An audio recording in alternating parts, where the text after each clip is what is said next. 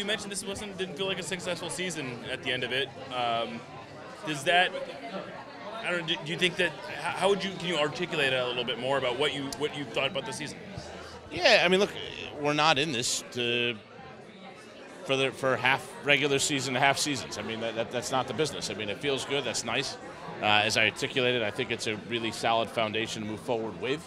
Doesn't mean that you start all over and burn the place down, but you play playoff games to win, man. And if you don't win them, then you got to look at yourself and say, we had the number 2 defense in the league, and at the most critical time, we gave up 4 goals in 2 games, and those are collective things. It's not on any one person. It's not on any one game, and you can say some of them were better than others and all that. But and again, you don't want to overanalyze even just 2 games, especially games like that were rivalry games and that were pretty well played over both legs. But you got to do everything you can to set your team up for success and put yourselves in championships, and you just got to hold yourself to the higher standard. Where if we're gonna, our stated goal again tonight, we're gonna try to win MLS Cups. The way you do that is winning playoff games. So if you go out in the first round of the playoffs, then that's not good enough. How much turnover do you foresee going into this offseason? You never know. We've had exit interviews with everybody, so I don't think there's anything we don't know at this point in terms of surprises. But there are guys who want bigger roles or smaller roles or roles elsewhere, and we'll work to accommodate that stuff, and we'll look at again areas where we can improve. But I think we have a strategy, but now we have to execute, and that's easier said than done. And as we saw, as I've said ad nauseum, 95% of deals fall apart, and so we have a way we want to go, and that whether or not we pull all of it off, and if we pull it all off efficiently, or we can spend dollars in as many places as possible, that'll determine how much turnover we have. Put a different way, how close do you think this group is right now to being able to compete on multiple fronts, like you talked about? I think we were a title contender, and that's when we say that to say this season was a failure is probably harsh. But do I think that we reached the potential with this team? I don't. I think we were very good. I don't think there's that many teams that could have lost Chad Marshall and Roldan and stuck in Ship and Torres and won the next game in the playoffs. And that's just, that's still not even talking about Jordan Morris, who we're going to get back, and Brad Smith. So, again, this group healthy. I feel really good about it. Again, we got the kids coming up in the next 2 years. 10 signed to S2. 17 kids now in the youth national team pools. Sam Rogers playing for the U20s. We got kids starting to pop. So we got the bottom half of our roster getting reinforced. We got a good veteran core. We'll get a little turnover where, inevitably you do. But I think we're a championship caliber team, and that's certainly the standard we're going to set for ourselves. We get a full season of Rui Diaz next year. I bet that's going to help. We got another year with, if you think about it, we only had still, in the end, 15 games maybe where Victor, Nico, and Raul all played together. Arguably our 3 best attacking players. So, again, we're going to get more, I think, on that front next year as well. So I just think there's a lot of causes for optimism. The league's getting better. We need to keep getting better. But we got a lot of good players, and that's a pretty good place to start.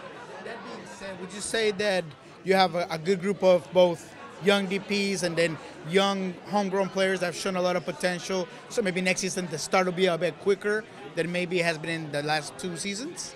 I think the biggest thing for us this offseason is,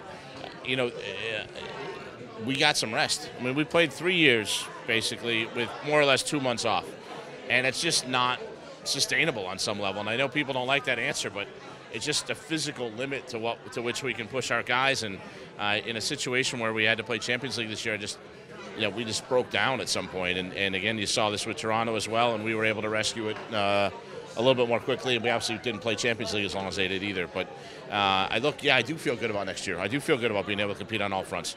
But a lot of that's just practical. We're getting some time off. We'll get some guys rested. We'll get everybody healthy. We don't have to play Champions League.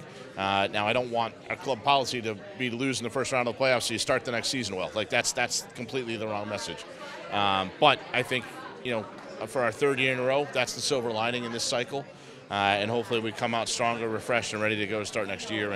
And we go gangbusters. There's no reason why we can't play the level we were playing for the last 4 months, so we can't do that all season next year. Speaking of the youth and the lower end of the roster, are you projecting any of the young kids to make an impact and possibly be signed to the first team? guys like Sam Rogers and those kind of kids? I have a couple cliches I operate by, but one of them is I try never to have to be right. And I'm certainly not going to pick out one young kid and say I'm staking my future on this kid. Our idea is to build up systems and to give all of these kids the best chance to succeed, give them the best coaching and instruction we possibly can, give them the most help off the field, and then it's up to them. And if it's Sam Rogers, if it's Alfonso Ocampo-Chavez, if it's Danny Robles, I'm throwing out names. I'm telling you, of these 10 kids we got signed, maybe it's Alec Diaz. I don't know, and on some level I don't care in the sense that these kids are all going to get an opportunity. And the ones who are signed to us, they're going to get an opportunity with the Sounders. And, if they take that, they're going to come in and play. And, look, Hendwala Buana is the tip of the spear here. I mean, it's a kid who steps up in a playoff game, comes in and is dangerous, has a shot on goal, converts a penalty. If we get more production like that, if we get one of those every year, we're going to be pretty happy in terms of what the class is doing going forward. It was mentioned that S2 is kind of now under the more formally part of the academy. Does that change your role in terms of signing players to S2, or is it still pretty much like your role in it stays the same? Yeah, the buck stops with me. I'm still responsible for everything, and you guys can still call me out whenever you don't like a signing. Don't worry. Look, I would look at it more as the academy merging into S2 as opposed to vice versa. And we started out and we were trying to build this thing from scratch, and we weren't sure exactly what it was going to look like. And what we found is, really, the academy has become S2, right? If we've signed 10 academy kids, 10 teenagers to S2, that's 2/3 of that team, really. It doesn't make any sense to keep that separated or segmented from the rest of player development. And so it's more of a logical progression of kind of where we've come. And as part of that evolution, then we'll have, a clearer delineation between development and that whole pyramid from S2 on down, and then first team. And, I think you'll even see us reverse engineer a little bit in the sense of some of the young kids that get signed, to go back to the question that you asked before. You may see kids signed to the first team that are effectively S2 players. And it'll become a little bit less dependent on what contract you sign and more dependent on who's playing well and who's training well and who's earning it. And I think you're going to see some player movement in that sense, where instead of having a kid sitting as the 17th or 18th guy and not playing for the first team, that we're going to try to find ways and opportunities for that kid to play at S2 all the time, to try to develop, not just the kids in S2, but the younger kids on the first team roster as well. And again, just trying to give everybody the best chance they can, so that hopefully a couple of these kids pop and we get them into the team and we just get better and better and better. How much does Jordan's health and his return factor into team building? Not only when it comes to just sort of targeted positions, but also maybe looking at designated players.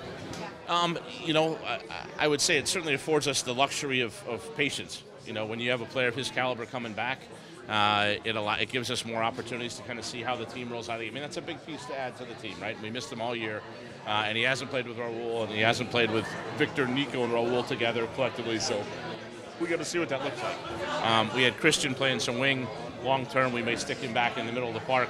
So maybe that's the role that Jordan plays. Maybe we play a different formation. That's all stuff that we got to come in and see how it goes. But again, with a player of high potential like that, I do think we're going to be patient. And look, the fact that he's physically right, which he will be. This is a kid. Remember, he tore his hamstring at the end of the 2017 season, and so it's effectively been about a year and a half since he's consistently played games, and we got to be patient with him, and we got to give him time to get up to speed. And again, this is maybe beating a dead horse, but we have to believe we believe we have a good team, and because we have that belief, we're going to give Jordan a long leash and a long rope to prove himself. And we're going to rely on the people around him to fill in and fill roles. And, if we have some bumps, that's okay. We're not interested in having a perfect regular season. What we're interested in is winning MLS Cups and putting ourselves in Champions League. And that process is going to be an evolutionary one every season. But again, I think we're in a much better spot now for next year than we were even a year ago, and Jordan's a big part of that. But we need to make sure we don't put him in a box and then give him 3 weeks and then panic. We're going to have to be patient and give the kid a chance and see how he fits with all the other pieces. Does that mean that you have to act a little bit more cautiously and bring in another big-name attacker then? Maybe, but I don't know that that's what we need. I mean, if you look at the data, in the run, for all the rightful hand wringing for we didn't score in the first half of the season, right? Since we got it was I can't remember if it for sure when we have Victor, Nico, and Raul on the field, we average 2 goals a game. If you average 2 goals a game, you're going to lead the league in goals. And they didn't do it for 5 games; they did it for 15 games. So, and my memory is actually that even going back, I think we wound up 15, 16, 3-2 or something like that down the. So what's that? 19, 21 games. I'm pretty sure we were at 2 goals a game or right around there for that stretch. Does that sound right? You led the league over the last 2/3 of the season. So, one of our conclusions is if you led the league for this stretch and then you got a hotshot kid in Morris coming back, and look and contrast that with where I started, which is we gave up 4 goals in the playoffs when we really shouldn't have, right? Or at least we didn't expect to. I think you have to look at the whole balance and say, okay, what's the best use of our money? And I wouldn't assume that it's another attacker necessarily, in the sense that we know we're getting help there, right? We know we're getting an extra player in Jordan. We'll see how he does. And again, I think we're in a strong position now where we got our 2 DPs in Ladero and Rui Diaz locked in, and I think that allows us to build around them and find the spot where we need help the most, and really not be dogmatic about it's got to be this, it's got to be that. Let the guys play and let the coaching staff get some time with these guys.